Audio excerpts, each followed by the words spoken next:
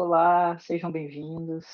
Eu sou o professor Thales Moura e você irá assistir agora a nossa aula de número 15 do curso Introdução à Literatura Brasileira. Essa aula de hoje ela é dedicada a uma conversa sobre a Semana de Arte Moderna. Então, preparei um material para a gente poder conversar sobre as principais características, né, o momento histórico, quais são as personalidades, né, que estão circulando ali, né, por esse evento. E o que que esse evento pretendia, né, que ideia é essa que eles tinham naquele momento. Então, como de praxe, eu coloco aqui os tópicos discutidos, né, e os textos. Especificamente nessa aula de hoje, eu achei importante mesclar os dois textos, tanto o principal quanto a leitura complementar, porque a leitura complementar, ela basicamente ela vai nos ajudar aqui a nos contextualizar, né, no tempo e no espaço. Já o texto do Mário de Andrade, né, já é um ensaio, um tom mais pessoal, ele comentando, né, a partir do ponto de vista dele, o que significou a Semana de Arte Moderna. Então, nós estamos lidando aqui com esse capítulo aqui do livro do Alfredo Boas, História Concisa da Literatura Brasileira, e com esse ensaio, o Movimento Modernista, que está nesse livrinho aqui, que é o Aspectos da Literatura Brasileira, do Mário de Andrade, certo? Então, vamos lá. Então, para a gente começar esse papo, né, é necessário a gente pensar, então, nas questões que motivaram a Semana de Arte Moderna, o que que isso significou, onde ocorreu, né? Então, em um primeiro momento, conforme a gente consegue visualizar aqui nos cartazes que foram veiculados na época, a Semana de Arte Moderna, ela acontece em fevereiro de 1922. Especificamente, a ideia de semana, né, é uma ideia meramente ilustrativa, porque o evento especificamente se deu entre 13 a 18, né, e ocorreu ali no Teatro Municipal de São Paulo, certo? Então, aqui a ambientação e o tempo, né, em que esse evento estava acontecendo. E quais eram as ideias aqui, né? O que que motivou, o que estava acontecendo antes, como é que se encaminha para esse episódio? A ideia da Semana Moderna, né, entre os intelectuais que partilhavam, né, desse pensamento, dessa atitude, desse desejo, vem no sentido de romper, né, com as características da arte, né, que eram até então vivenciadas no Brasil, né, como o parnasianismo, o simbolismo, em que nós tínhamos aí, a partir desses movimentos, a defesa clássica e da norma culta, o ideal da arte pela arte, ou seja, a arte se relacionando de uma forma muito autônoma em relação à sociedade, né, à vida especificamente. E é essa ideia, né, de que esses movimentos eles não tinham nenhum interesse, nenhum comprometimento com a realidade social. Então, de certo modo, o desejo desses intelectuais, né, que estavam aí nesse movimento, nessa movimentação que culminou aí na Semana de Arte Moderna, o desejo era romper com os preceitos formalistas dessas estéticas anteriores, né, parnasiana e simbolista. Então, a ideia é trazer uma identidade brasileira para a arte, para a literatura, né, para a dramaturgia. E aí, por isso, né, muito a inserção e o estudo da cultura indígena, dos mitos, das lendas, certo? E também a adesão à linguagem coloquial e cotidiana, né, é, nessas nessa arte que estava sendo produzida ali naquele momento. Então, havia, de certo modo, uma crítica contundente, né, aos artistas, aos escritores, os intelectuais que eram conservadores ali naquele momento. No dia especificamente da Semana de Arte Moderna, em um dos eventos que ocorreu, é, é, os modernistas eles foram fortemente vaiados, né? E em um desses momentos, o Manuel Bandeira até revida, né, esses intelectuais conservadores que estavam lá, declamando o poema Os Sapos, né, e, de certo modo, satirizando, então, esses intelectuais que ainda estavam muito conectados, né, com uma forma de arte que, de certo modo, ainda tinha um viés muito formalista. Então, há essa tensão, né, que o movimento causa naquele momento histórico. Os principais representantes, né, as pessoas que estavam ali circulando no meio desse movimento de intelectuais eram o Oswald de Andrade, que é prosador, poeta e dramaturgo, o Mário de Andrade, né, o autor de um desses textos que a gente está lidando hoje, que ele era poeta, musicista, prosador e historiador, Tarsila do Amaral, pintora e escultora, Anita Malfatti, pintora, expressionista e professora, e o Menotti Del Pitte, que era jornalista, político e pintor. Então, essas personalidades, elas circulavam ali, trocavam, né, conhecimento, se encontravam em eventos para discutir as questões relativas à arte naquele momento. Essa primeira fase da geração modernista, né, que se dá ali, que vem a culminar a Semana de Arte Moderna, ela é conhecida como a fase da destruição. É uma fase em que sinaliza uma ruptura, né, com padrões de cultura que vinham anteriormente, né, galgando aí lugar, né, de destaque na cultura brasileira. Então, a pensar, e até que se chegue a Semana da Arte Moderna, uma série de reflexões estavam sendo feitas já por esses intelectuais. Né? Então, a Semana de Arte Moderna nada mais é do que o resultado de uma série de influências de vanguardas europeias, porque os intelectuais já estavam em contato, né, com o futurismo, né, com o surrealismo, e tinha por parte deles o desejo de se trabalhar essas estéticas no contexto brasileiro, né, essa atualização. Então, essa questão da Semana de Arte Moderna também está muito vinculada, né, com uma série de comemorações que estavam sendo feitas naquele momento, relacionadas aí ao centenário de independência. Então, esse desejo, né,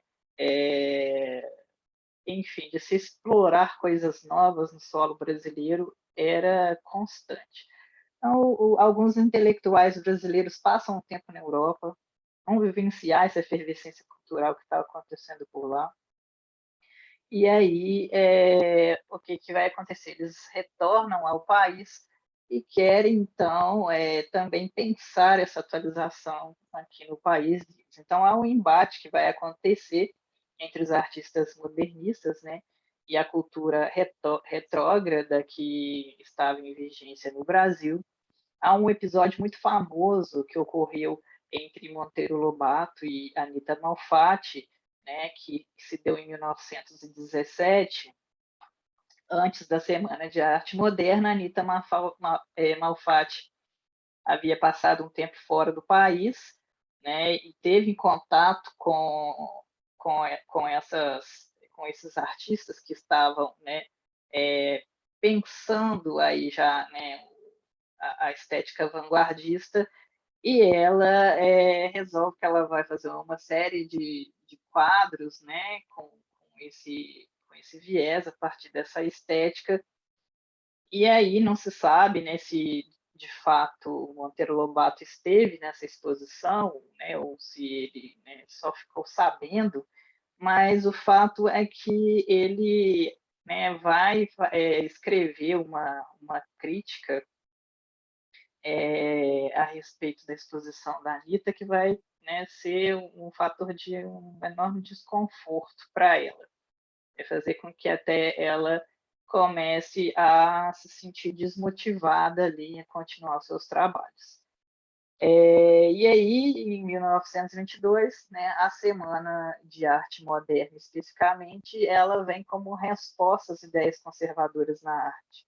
Vários artistas da pintura, escultura, música, literatura vão se reunir, então, para reivindicar uma atualização nesse cenário cultural brasileiro, né, que para eles já estava muito ultrapassado. A figura de Paulo Prado, né, é muito importante na Semana de Arte Moderna, porque a Semana de Arte Moderna reivindicava essa destruição em relação, né, a tudo que estava sendo produzido até aquele momento, uma espécie de ruptura, né, com esse padrão de arte. No entanto, a Semana de Arte Moderna foi um movimento um tanto quanto aristocrático. E esses intelectuais, eles tiveram apoio financeiro, né, de banqueiros, né, de aristocratas da oligarquia cafeeira, enfim, uma dessas pessoas era o Paulo Prado, que era um cafeicultor, também escritor, financiou, né, a Semana de Arte Moderna, o aluguel ali do espaço, né, o Teatro Municipal de São Paulo, e enfim, ele pertencia, né, a uma aristocracia intelectual e também tradicional, né, porque pertencia à oligarquia cafeeira paulista da época, então ele é também um intelectual, passa um tempo fora do país, mora com seu tio, tem contato, então, com diversos artistas, né, de renome e até traz muitas das obras desses artistas para o Brasil. Então, o Paulo Prado ele está, de certo modo, financiando a arte naquele momento no país. E aí, sobre a exposição, né, da Anita Malfatti, é interessante comentar isso aqui, porque a gente começa a perceber, né, como é que se dava esse embate dessa visão muito tradicional em relação à arte com a proposta dos modernistas. Então, o fato se deu aí em 1917, né, essa exposição que a Anitta faz, e o Monteiro Lobato ele vai publicar em 20 de dezembro de 1917 a coluna a propósito da exposição Malfatti, que fica sendo conhecida, esse texto, como paranoia ou mistificação. Nesse contexto, o Monteiro Lobato detona, né, a exposição da Anita Malfatti, e o fato de ela não receber muito bem essa crítica, né, faz com que ela passe a produzir, a partir daquele momento, uma arte até de qualidade inferior, porque aquilo parece ter atingido diretamente, né, ela, o trabalho que ela faz. Então, trouxe alguns trechinhos aqui. O Monteiro Lobato fazia parte desses intelectuais, né, que estavam no plano aí das personalidades mais tradicionalistas, né, reacionárias. Então, ele tinha uma ideia de arte ainda muito calcada aí nesse viés tradicional. Então, ele vai dizer o seguinte, né, começar esse texto sobre a exposição. Há duas espécies de artista, uma composta dos que veem normalmente as coisas e, em consequência disso, fazem arte pura, guardando os eternos ritmos da vida e adotados para a concretização das emoções estéticas, os processos clássicos dos grandes mestres. A outra espécie é formada pelos que veem anormalmente a natureza, e interpretam-na à luz de teorias efêmeras, sob a sugestão estrábica de escolas rebeldes, surgidas cá e lá como furúnculos da cultura excessiva. São produtos do cansaço e do sadismo de todos os períodos de decadência. São frutos de fim de estação, bichados ao nascedouro. Estrelas cadentes brilham um instante, as mais das vezes com a luz de escândalo, e somem-se logo nas trevas de esquecimento. Embora eles se deem como novos precursores de uma arte aí, nada é mais velho de que a arte anormal ou teratológica, ou seja, a arte deformada. Nasceu com a paranoia e com a mistificação.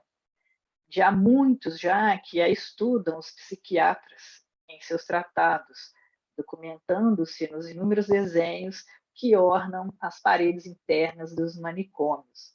A única diferença reside em que nos manicômios esta arte é sincera, produto ilógico de cérebros transtornados pelas mais estranhas psicoses. E fora deles, nas exposições públicas, zabumbadas pela imprensa e absorvidas por americanos malucos, não há sinceridade nenhuma, nem nenhuma lógica, sendo mistificação pura. Então, o Monteiro Lobato ele detona as obras da Anita Malfatti, né, o que faz com que ela fique muito abalada. E toda essa crítica, né, que começa a circular em relação aos intelectuais, né, os modernistas, vai, né, representar adiante, então, a Semana de Arte Moderna. A semana os modernistas, para que eles pudessem, então, veicular aí a sua arte, né, eles criaram, então, essa revista Classicon, que era o veículo de divulgação daquela arte que estava sendo produzida naquele momento por eles. Né? O Paulo Prado ele fazia parte, né, do processo editorial e também auxiliava financeiramente essas edições. Essa revista ela vai durar, né, 9 números até dezembro de 1922.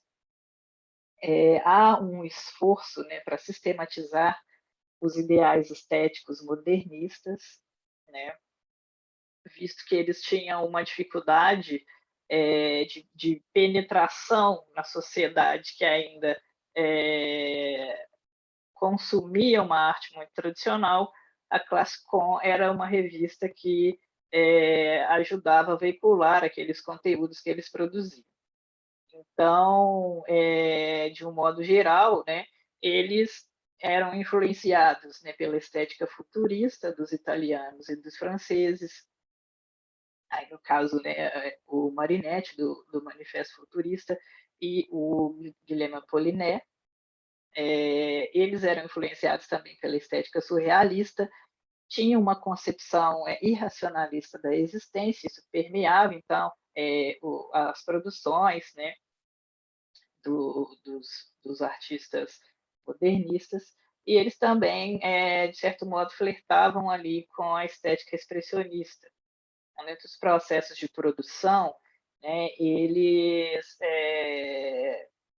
inseriam, né, processos gerais de deformação, tanto da natureza quanto do homem, para compor as suas obras. Né? Então, de certo modo, esse movimento que propunha então uma ruptura com os padrões, né, de arte até então vivenciados no Brasil, que estavam muito colados, né, ao padrão de arte europeu, de certo modo, continua reproduzindo esses movimentos europeus. Então, a questão é a problematização e a atualização desses pensamentos, uma vez que os intelectuais brasileiros tradicionalistas eles estavam especificamente ainda cultivando a estética parnasiana, no momento em que já haviam outros movimentos, né, circulando com ideias novas, arejando um contexto cultural europeu. E aí tem aqui uma situação curiosa a respeito da Classicon, né, que foi esse encontro do Sérgio Buarque de Holanda com o Lima Barreto. Né? o pessoal da Classcon em São Paulo, e eles resolvem que eles querem divulgar, né, o trabalho dos modernistas no Rio de Janeiro, e o Sérgio Buarque de Holanda, ele pega, né, uma edição da revista e vai para o Rio de Janeiro de modo a tentar fazer com que os jornalistas, né, publiquem alguma crítica sobre a revista, né, para que eles comecem a ter essa circulação, essa visualização. E aí ele fica sabendo que o Lima Barreto, né, ele tem já um certo trabalho, ele já atua há algum tempo, né, como cronista no Rio de Janeiro, né, em alguns jornais, e ele vai ao encontro de Lima Barreto para pedir, né, para apresentar a revista para ele e pedir para que ele fizesse uma crítica, né, da revista. Só que não dá muito certo. O Lima Barreto, né, pega essa revista, ele já, né, de cara, ele já vai encrespar com o nome da revista e, e ele não simpatizava muito com o movimento, né, por N motivos, e um deles é o seguinte: o Lima não compactuava com as ideias do movimento futurista, né, que pelo Manifesto Futurista e pelas ações de Marinetti também, nós temos aí que ele vai estabelecer uma relação de adesão ao fascismo em 1919, né, na Itália, e o Lima vai veicular essa estética dos modernistas automaticamente, né, ao futurismo. Ele já pega ali o layout da revista, né, que é ali muito, né, com aquelas letras, aquela tipografia, né, muito aos moldes aí do que foi, né, depois aqui no Brasil o concretismo, e aí ele já, né, vai ligar uma coisa à outra e ele já vai tomar um certo pavor dos modernistas paulistas. Além do mais, ele acreditava que os modernistas eram muito parecidos com o que a gente considera hoje os playboyzinhos, né, da literatura, e ele sabia também desse financiamento do Paulo Prado em relação, né, à arte modernista, então ele não via com bons olhos, né, esse pessoal. Então, o que, que vai acontecer? O Lima Barreto vai pegar essa revista e aí ele vai automaticamente fazer esse link, né? Nossa, isso aqui tá ligado com futurismo, meu Deus, né? E o Lima Barreto já tinha pavor também, né, dessa ideia cosmopolita, né, que é de ficar louvando essas coisas que vêm de fora do país. E aí ele vai tecer duras críticas ao grupo dos modernistas em um artigo que ele intitula como O Futurismo, que é publicado na revista Careta em 1922. Então, eu trouxe uns trechinhos aqui para a gente ver como é que ele vai, de certo modo, tecer uma crítica, né, dura, né, aos paulistas. Recebi e agradeço uma revista de São Paulo que se intitula Classcom. Em começo, pensei que se tratasse de uma revista de propaganda de alguma marca de automóveis americanos. Não havia para tal motivos de dúvidas, porque um nome tão estrambótico não podia ser senão inventado por mercadores americanos para vender o seu produto. Quem tem hábito de ler anúncios e catálogos que os Estados Unidos nos expedem em português misturado com espanhol, sabe perfeitamente que os negociantes americanos possuem um talento especial para criar nomes grotescos para batizar as suas mercancias. Estava neste engano ledo e cego quando me dispus a ler a tal Classcon, ou Clark.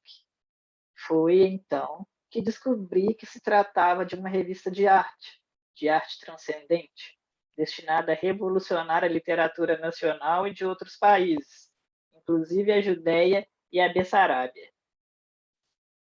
Disse cá comigo, esses moços tão estimáveis pensam mesmo que nós não sabíamos disso de futurismo? Há 20 anos ou mais que se fala nisso, E não há quem leia a mais ordinária revista francesa ou o pasquinho mais ordinário da Itália que não conheça as cabotinagens do Il Marinetti. A originalidade desse senhor consiste em negar quando todos dizem sim, em avançar absurdos que ferem não só o senso comum, mas tudo o que é base e força da humanidade. O que há de azedume neste artiguete não representa nenhuma hostilidade aos moços que fundaram a classe com, mas, sim, a manifestação da minha sincera antipatia contra o grotesco futurismo, que, no fundo, não é senão brutalidade, grosseria e escatologia, sobretudo esta. Eis aí. Então, ele, né, vai vincular os modernistas aos futuristas e eles não vão gostar muito, né, desse modo hostil de crítica que o Lima Barreto faz e eles vão, no próximo número da Classicon, revidar, né? Vão escrever sobre essa crítica, de certo modo satirizando o Lima Barreto. Então, a respeito, né, da Semana de Arte Moderna e o que vem antes dela, é interessante a gente pensar nos movimentos, né, que estão acontecendo. Então, são vários intelectuais que estão movimentando aqui nesse período, e a gente tem aqui, em primeiro momento, né, o Manifesto da Poesia Pau-Brasil, publicado pelo Oswald de Andrade em 1924, e em resposta a esse movimento, né, esse manifesto, o Plínio Salgado, que já faz parte aí de uma vertente aí do movimento modernista, mais reacionário, conservador e bem nacionalista, ele vai criar em 1926, né, o movimento Verde e Amarelo, né, ou o Grupo ANTA, em que ele vai, de certo modo, criticar nesse manifesto Poesia para o Brasil e estabelecer, então, uma forma de pensar essa estética modernista, salientando, sobretudo, um viés muito ufanista e bem nacionalista, o que viria a culminar futuramente, né, em um grupo mesmo político. E como resposta ao movimento verde e amarelo do Plínio Salgado, a gente tem aí o Manifesto Antropófago, que foi idealizado pelo Oswald de Andrade e pela Tarsila do Amaral, né, publicado em 28, e que visa, então, explicar, né, o que eles estavam pretendendo, então, dentro do movimento modernista, né, e que essa estética do Plínio Salgado não teria nada a ver com as ideias que eles estavam tentando veicular e disseminar a respeito da arte. Então, toda essa movimentação entre eles, né, discussão mesmo a respeito da cultura brasileira naquele momento, acaba por, de certo modo, dividi-los, né, em grupos, e que, ora, eles aderiam, né, a um nacionalismo mais despojado, né, ora, eles tenderiam a manifestar um desejo de um nacionalismo, né, ufanista, mais conservador. Então, houve essa divisão entre os grupos ali naquele momento. E aí, o Alfredo Bozzi, esse texto que eu deixo para vocês, né, que está dentro de História Concisa da Literatura Brasileira, ele vai dizer o seguinte sobre essa Semana de Arte Moderna. A semana foi, ao mesmo tempo, o ponto de encontro das várias tendências modernas que, desde a Primeira Guerra, se vinham firmando em São Paulo e no Rio de Janeiro, e a plataforma que permitiu a consolidação de grupos, a publicação de livros, revistas e manifestos, numa palavra, o seu desdobrar-se em viva realidade cultural. Paralelamente às obras, e nascendo com o desejo de explicá-las e justificá-las, os modernistas fundavam revistas e lançavam manifestos que iam delimitando os subgrupos. grupos. É o que a gente viu aqui no caso, né, do embate ali do Plínio Salgado com o Oswald de Tarsila. De início apenas estéticos, mas logo portadores de matizes ideológicos mais ou menos precisos. Então, de certo modo, essa subdivisão em grupos, ela acaba por separá-los também por diferenças aí ideológicas, né, e políticas, né, no decorrer aí, né, dessa movimentação de intelectuais desse período. E aí agora especificamente eu trouxe alguns trechinhos, né, desse ensaio do Mário de Andrade, né, que também estava circulando ali no meio, né, dos poetas, dos escritores modernistas da primeira geração. E nesse ensaio, né, ele comenta de um modo assim, né, bem pessoal, como ele está lendo esse movimento depois de algum tempo já passado, né, as impressões que ele teve, o que eles estavam vivendo naquele período, os sentimentos, e como ele revisa tudo aquilo algum tempo depois. Então, o Mário de Andrade ele vai dizer o seguinte: a semana marca uma data, isso é inegável. Mas o certo é que a pré-consciência, primeiro, e em seguida, a convicção de uma arte nova, de espírito novo, desde pelo menos 6 anos, viera se definindo no sentimento de um grupinho de intelectuais paulistas. Então, na verdade, a Semana de Arte Moderna é mais um marco, onde culmina ali concretamente, onde acontece de fato, né, a demonstração, né, de ideais estéticos que já estavam sendo ali vivenciados por esses intelectuais paulistas. De primeiro foi um fenômeno estritamente sentimental, uma intuição divinatória, um estado de poesia. Com efeito, educados na plástica histórica, sabendo quando muito da existência dos impressionistas principais, ignorando Cézanne, o que nos levou a aderir incondicionalmente à exposição de Anita Malfatti, que em plena guerra vinha nos mostrar quadros expressionistas e cubistas, parece absurdo, mas aqueles quadros foram a revelação. Então, os quadros da Anitta, de certo modo, e a crítica, posteriormente, do Monteiro Lobato, ativou nesses intelectuais, né, um sentimento, um estado de espírito que fez com que eles, né, se tornassem, naquele momento, né, revolucionários, tivessem um impulso, né, para projetar aí a Semana de Arte Moderna. Prosseguindo, ele diz o seguinte: o modernismo no Brasil foi uma ruptura, foi um abandono de princípios e de técnicas consequentes, foi uma revolta contra o que era a inteligência nacional. É muito mais exato imaginar que o estado de guerra na Europa tivesse preparado em nós um espírito de guerra, eminentemente destruidor. E as modas que revestiram este espírito foram, de início, diretamente importadas da Europa.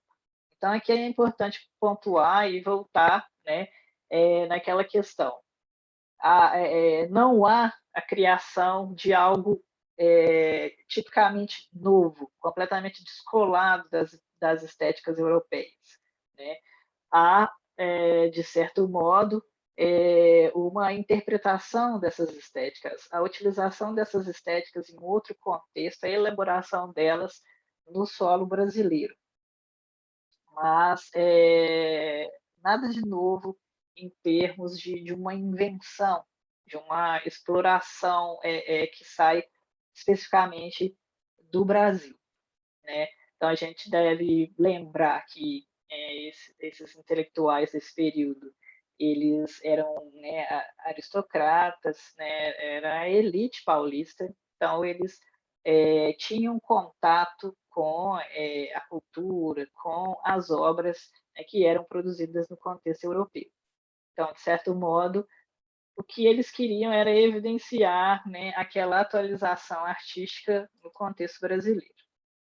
O movimento modernista era nitidamente aristocrático, pelo seu caráter de jogo arriscado, pelo seu espírito aventureiro ao extremo, pelo seu internacionalismo modernista, pelo seu nacionalismo embravecido, pela sua gratuidade antipopular, pelo seu dogmatismo prepotente, era uma aristocracia do espírito. Paulo Prado, ao mesmo tempo que um dos expoentes da aristocracia intelectual paulista, era uma das figuras principais da nossa aristocracia tradicional. Não da aristocracia improvisada do império, mas da outra, mais antiga, justificada no trabalho secular da terra e oriunda de qualquer salteador europeu que o critério monárquico do Deus-Rei já emancebara com a genealogia. Então, ele fazia parte da oligarquia cafeeira paulista, né? Então, fazia parte de uma família muito tradicional ali no contexto paulistano. E foi por tudo isso que Paulo Prado pôde medir bem o que havia de aventureiro e de exercício do perigo no movimento e arriscar-se a sua responsabilidade intelectual e tradicional na aventura. Então, o que ele quer dizer é que o Paulo Prado, de certo modo, ele já havia vivenciado, né, essas experiências no contexto europeu. E isso fez com que ele, né, de certo modo, entendesse que o recado que os modernistas queriam passar era, de certo modo, iminente. Né? Em um momento ou outro, viria a acontecer no Brasil. A movimentação desses intelectuais, né, especificamente, se dava no contexto dos encontros nos salões, em festivais, em bailes, né, dados, né, nessas casas desses aristocratas, em semanas santas, né, em cidadezinhas do interior de Minas Gerais, viagens ao Nordeste, temporadas em fazendas opulentas, e também até no estado do Amazonas. Então, eles, né, circulavam em grupos e vivenciavam, então, né, uma verdadeira festa, né, troca de ideias. Eles se colocavam, de certo modo,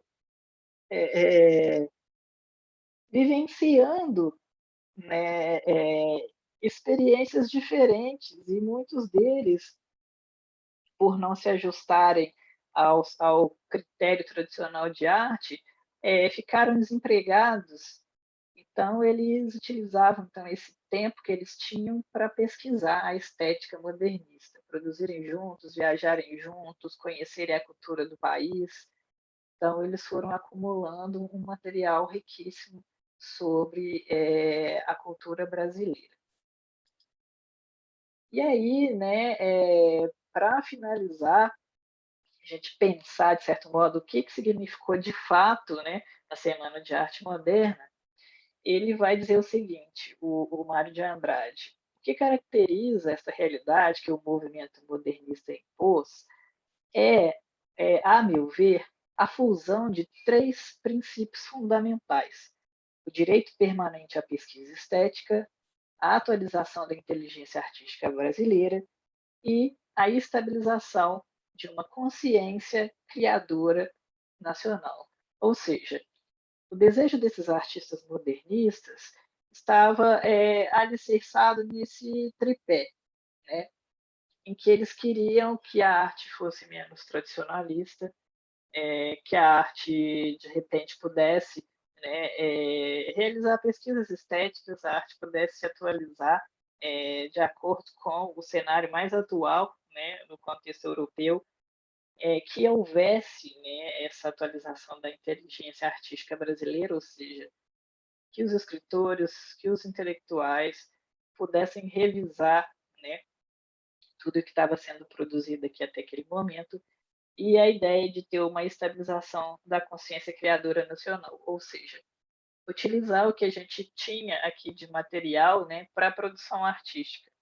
Então, por isso, essa ideia, né, da antropofagia, de repente pegar, né, algo que acontece no contexto europeu e, pelo gesto da antropofagia, assimilar aquilo e produzir algo novo, né? Tirar o que tem de bom e o que tem de ruim, né, jogar fora. Então, era a ideia desses intelectuais. Tá?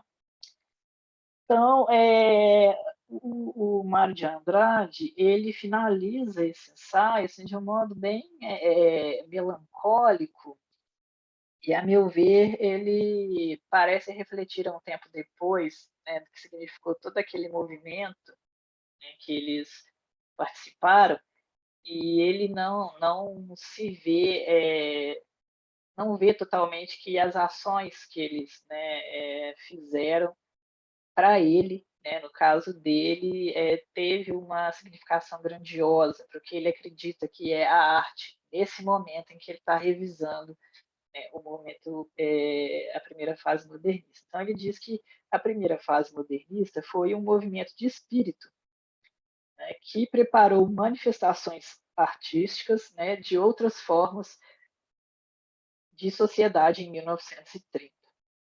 Então, é como se ele dissesse para a gente que, de um modo até um pouco inconsequente, né, mas isso tinha a ver muito com o contexto da época e com a cabeça deles também. Eles eram muito jovens, eles tinham entre 20 e 25 anos, então eles estavam num momento, né, muito efusivo, com toda a potência da juventude, mas é como se ele dissesse que a primeira fase modernista foi uma fase destruidora somente, né, para quebrar paradigmas. E é como se eles não tivessem construído nada com aquela destruição. Né? A ideia era a galhofa, a ideia era, né, romper, né, fazer a ruptura com o gesto da arte muito colada à estética parnasiana e simbolista. E ele via que essa ideia anti-academista, né, da primeira geração, ela, sobretudo, significava necessariamente somente a destruição. Então, o que viria a construir algo novo e potente com a arte, né, no sentido em que ele considera que a arte deve ser, que a arte deve ter ser, seria a geração de 30. E aí, né, nesse tom melancólico de revisão que ele faz, ele ainda diz que ele acredita, né, que o movimento modernista da primeira geração, ele né, de modo inconsequente, né, somente faz essa destruição, essa ruptura, visto o reconhecimento de uma vida aristocrática que eles tinham. Né? É como se eles fossem, de certo modo, até egoístas e individualistas, que seria uma arte que não se conectava, né, com a sociedade, com os problemas reais da sociedade. E eles não utilizavam a arte em prol de uma funcionalidade imediata social, uma ação mesmo, né, para uma melhora político-social do homem. E é o que ele, de certo modo, se entristece de não, né, ter conseguido fazer.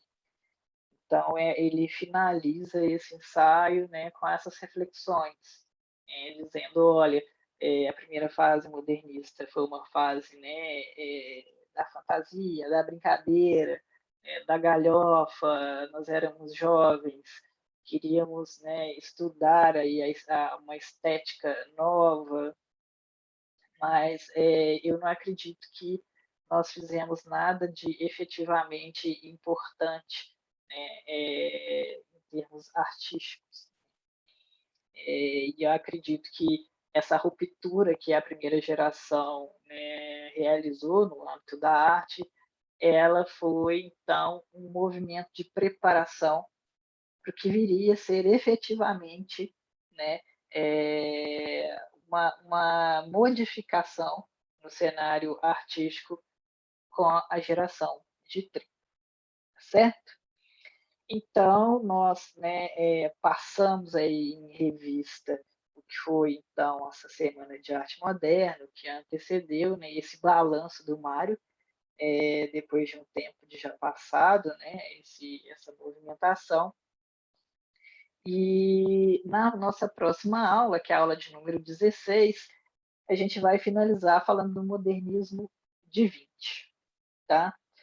E aí a gente fecha, então, esse curso, né, com chave de ouro, comentando alguns aspectos principais, algumas manifestações do modernismo brasileiro de 20, e fechando, então, fazendo um balanço, né, do que a gente percorreu em termos de, né, programa, cronograma, como é que avaliamos, então, essa trajetória, tá ok? Então, nos vemos no nosso fórum de discussões. Até a próxima.